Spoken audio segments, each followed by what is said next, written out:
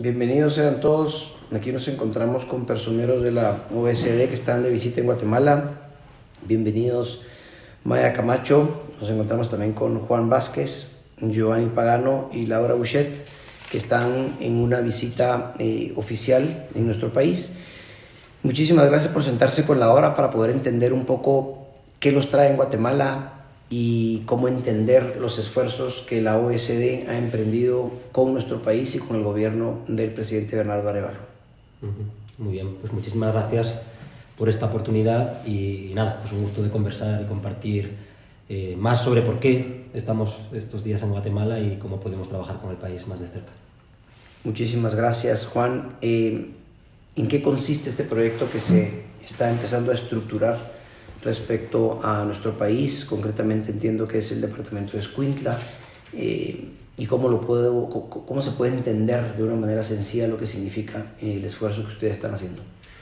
Sí, efectivamente es un proyecto en el que estamos trabajando con el país en general, pero en particular, más específicamente con el departamento de Escuintla. La idea es identificar oportunidades para fortalecer el atractivo de Escuintla como territorio con capacidad de desarrollo, ¿no? Tratamos de identificar cómo atraer mejores inversiones a esta región, inversiones que generen desarrollo económico e inclusión social, cómo atraer y retener talento, es decir, atraer talento de fuera, pero también retener y formar al talento que la propia región tiene, y también cómo atraer y generar mayores flujos turísticos. Es una región con gran potencial para el turismo y por lo tanto a través y en torno a esas tres dimensiones creemos que la región tiene gran potencial de desarrollo. Todo esto además potenciado por la presencia del parque industrial Synergy, que creemos que tiene pues, un gran potencial y que se debe conectar con estas dinámicas más amplias del territorio de Escuintla. Así que ese es el objetivo principal. Y en base a su experiencia, ¿qué tanto es esa mezcla sector público, sector privado, para que estas cosas funcionen y poder potenciar territorios que generen estas oportunidades que tú estás mencionando? Bueno, la colaboración público-privada es fundamental para empezar en todo lo que tiene que ver con financiar estos esfuerzos de inversión de los que hablábamos. Esta mañana hemos podido conversar con diferentes actores del país sobre las brechas de infraestructura que se tienen en Guatemala, y esas brechas de infraestructura tienen detrás un gran esfuerzo económico y de movilización de recursos que no va a poder ser llevado a cabo solo por el sector privado o solo por el sector público. Por lo tanto, todos los marcos de alianzas público-privadas o todos los esfuerzos de coordinación entre ambos sectores van a ser fundamentales para invertir en estas infraestructuras y también para proveer servicios de calidad, que al final son determinantes claves de la atracción de la inversión. Y cuando hablamos de infraestructura, ¿de qué estamos hablando? ¿Puertos, carreteras? Y conectividad también es sumamente importante. Pero déjame darte un poco un contexto de este proyecto y decirte que este proyecto de atractivo regional tiene un contexto detrás, trae un trabajo de la OCDE que ya hemos venido trabajando desde hace ya unos años sobre cómo atraer de mejor manera, más inclusivo, más sustentable a inversores, a talento y a visitantes, como Juan ya lo mencionaba. Comenzamos y tenemos un trabajo ya hecho sobre esto en regiones en Europa y también en América Latina. Entonces ya tenemos una metodología de cierta forma probada, ¿no? Para trabajar en el atractivo regional. Y parte fundamental de lo que dices, que es la coordinación entre público-privado, es parte esencial de este proyecto que nosotros le llamamos en la OCDE la gobernanza multinivel, y cómo se coordinan tanto el nivel nacional, el subnacional y los actores privados. Entonces creo que, y Giovanni te lo puede explicar, tenemos una metodología de 50 indicadores en este proyecto porque queremos tener una visión en donde para atraer inversión, para atraer talento y visitantes, no es solo suficiente tener incentivos fiscales, por ejemplo, sino queremos tener una visión de muchas dimensiones en donde vamos a evaluar todo esto en la región.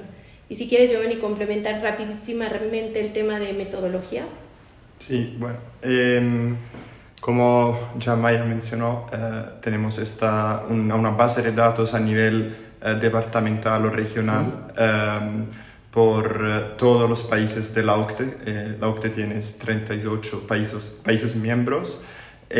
Ahora con este proyecto estamos en el proceso de añadir también datos a nivel departamental para Guatemala y específicamente para Escuintla, para también comparar el rendimiento en diferentes dimensiones, como por ejemplo la economía, el mercado laboral, el atractivo para los visitantes, el capital cultural, y compararlo entre los diferentes departamentos en Guatemala y entre departamentos en Guatemala y todos los departamentos a nivel subnacional de los países de la OCDE. Y ahorita ustedes mencionaban el tema, no solo es un tema de incentivos fiscales. ¿Qué otros elementos son fundamentales en base a la experiencia de esa metodología que ustedes han trabajado y han podido probar en otras latitudes?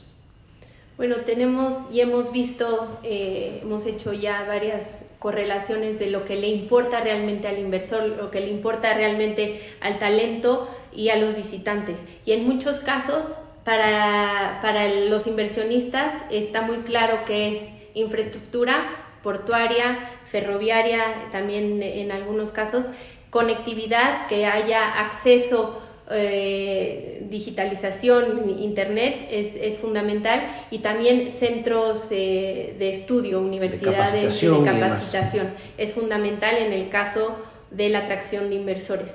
En el caso de atracción de talentos, también el tema de conectividad es fundamental, el tema de también, bueno, centros de enseñanza superior también y vivienda, que es un tema sumamente importante para que ese talento pueda venir a una región. Y en base a su experiencia en otros países, ¿cuánto tiempo toma ir por las diferentes etapas que tienen este tipo de proyectos? ¿Cuál debería ser la expectativa de Guatemala, digamos? Si podemos trabajar en conjunto, si podemos alcanzar los acuerdos, si hay esa voluntad política, tanto de un sector público como de un sector privado, hacer las inversiones, ¿cuál debería ser esta nuestra ventana de tiempo para poder ir materializando las diferentes cosas que tenemos que lograr para avanzar en el camino correcto? Yo diría que en este tipo de cuestiones es tentador hablar de plazos, pero tal vez no es un buen consejero, porque estamos hablando de estrategias de mediano y largo plazo y de situar al país en un rumbo de desarrollo que tiene que pasar por, como decíamos, cerrar brechas de infraestructura, pero también brechas en servicios básicos como educación, salud, agua, y este tipo de inversiones toman tiempo, ¿no? Yo creo que, en todo caso, el aporte que traemos con este estudio es, como decía mi compañera Maya, una comparabilidad con economías más avanzadas, con regiones de la OCDE, que pueden ser permitir tener como un norte, como una brújula de hacia dónde puede caminar el país, sin que haya un ritmo único ni una senda única de avanzar, ¿no? Pero yo creo que es ponerse en esa senda, emprender las reformas que son necesarias y encontrar los consensos para avanzar en esa. Y a eso quería llegar. En la metodología que ustedes tienen y en las experiencias, asumo que ha tenido que ser una mezcla en donde el sector privado, estamos claros el rol que tiene que jugar, pero además el sector público, y no solo el organismo ejecutivo de un país, sino entiendo que hay temas de reformas, hay temas judiciales, de certeza jurídica, que al final del día también es importante para los inversionistas, para la gente que se desarrolla. Entonces tiene que haber como toda una coordinación estatal para poder ir logrando esas metas. ¿Estoy en lo correcto? Así es, totalmente. Bueno. Sí, no, total. Yo creo que ahí, bueno, pues sí, desde la OCDE podemos contribuir a los procesos de diálogo en torno a estas reformas, y si podemos aportar algo en la generación de consensos para desbloquear este tipo de reformas, pues habremos hecho ya una parte de nuestra labor, ¿no? Que humildemente tratamos de acompañar a los países en procesos de reforma que sobre el papel pueden parecer sencillos, pero a la hora de encontrar los equilibrios políticos y los apoyos en el Poder Legislativo muchas veces se ven bloqueados. Entonces creo que esa es parte de la contribución que podemos hacer también en la discusión. Y es importante mencionar que la OCDE, como le llamamos la Casa de Buenas Prácticas, eso también queremos traer a la mesa. Nosotros lo que hacemos es traer buenas prácticas de otras regiones para ver si funcionan de alguna manera u otra, y justamente en este tema de coordinación y de gobernanza multinivel haremos recomendaciones y traeremos a la mesa ese diálogo y esas, ¿cómo se dice? Esas recomendaciones y buenas prácticas de otras regiones.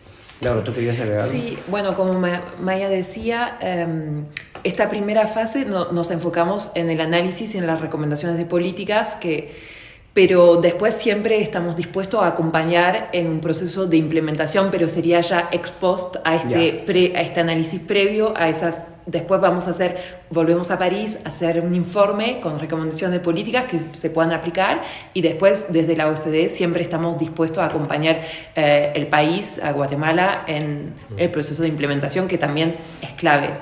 Y para estar entendiendo, sabemos que hay metas de mediano y largo plazo, pero estas recomendaciones que tú acabas de mencionar, esas en el tiempo, ¿cuándo se dan? ¿El año entrante? ¿Se dan en 2 años? Las recomendaciones que vamos a realizar, bueno, ahora estamos en lo que llamamos la misión para recabar información, por eso también estamos organizando tantos mesas redondas como reuniones bilaterales, y después con esa información más la información que fuimos juntando previamente, como contaba Giovanni, sobre los indicadores y cosas que son más datos, volvemos a París y vamos a empezar a redactar este informe, y dentro de ese informe la parte, diría, principal es donde, después de ese análisis, donde identificamos retos y oportunidades, nosotros vamos a elaborar unas recomendaciones de políticas concretas que se puedan realizar en Escuintla y en Guatemala, que sea a nivel local o